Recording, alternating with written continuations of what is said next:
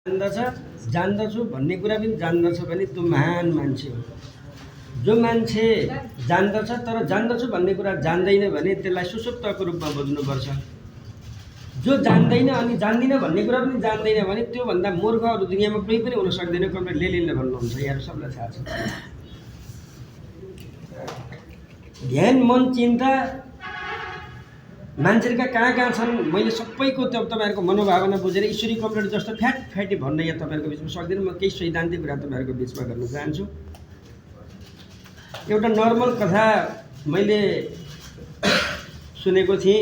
मेरो अगाडि आदरणीय नेता हुनुहुन्छ, मैले उहाँलाई अघि भने हामी खोटाङ, भोजुर, ओखलढुङ्गा, उदयपुर, सोलुखुम्बुको संयुक्त एउटा जिल्ला हाम्रो पार्टीको हुँदाखेरिका जिल्ला कमिटी सदस्यहरू हामी 57 सालमा पहिलो भेट अग्नि सापकोटा आउँदा भएको थियो।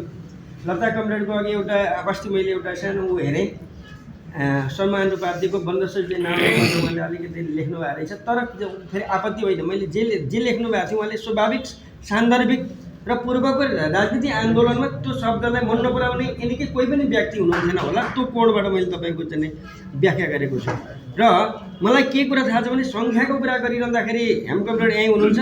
गोपाल किराँतीसँग हामीले पार्टी एकता गऱ्यौँ, फुटेर जाने भए हामीले हिँडाएका छेत्री बाहुन पनि त्यतातिर लाग्यो।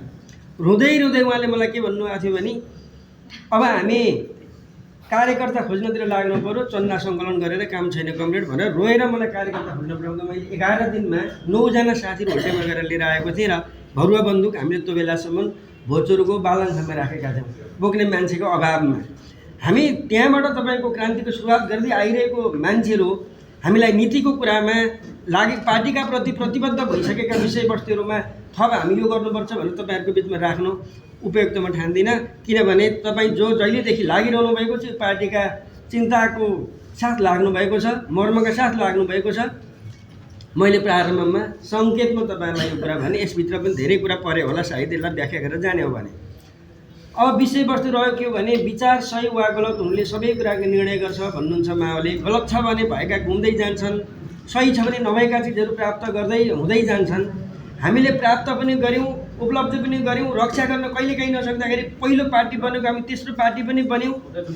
हुँदै हुँदै प्रचण्ड भन्ने मान्छेले बा केही नै गर्न सक्दैन कि भन्ने दुनियाँमा तपाईँको चाहिँ एउटा एक छत्र प्रतिक्रियावादीले तपाईँको त्यो भ्रम सिर्जना गरे। हामी कार्यकर्ताहरू पनि कहीँ न कहीँ कता कता विचलित भयौँ।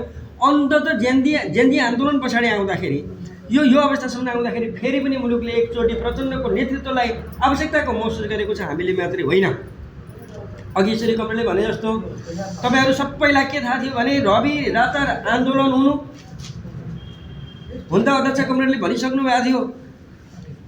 अब भ्रष्टाचारलाई रोक्न सकिएन भने रातारात तपाईँको रोक्न सकिएन भने भोलि एउटा आन्दोलन हुन्छ त भन्नुभएको छ। प्रचण्डलाई पनि कहाँ थियो त्यो यो चरणको आन्दोलन हुन्छ भन्ने थाहा थिएन। प्रतिक्रियावादीहरू के गर्थे, त्यो आन्दोलनलाई उपयोग गरेर रातारात तपाईँको चाहिँ राजधानीमाथि हमला गर्ने र क्रान्तिकारीलाई सिद्ध्याउने योजनाबद्ध ढङ्गले तपाईँको चाहिँ उनीहरू आइरहेका थिए। यता विद्यार्थीको आन्दोलन छ, उतापट्टि छानी तपाईँको चाहिँ नेताका घरहरू चलेका छन्, सिंहदरबार चलेको छ, सारा कुरा चलेको छ।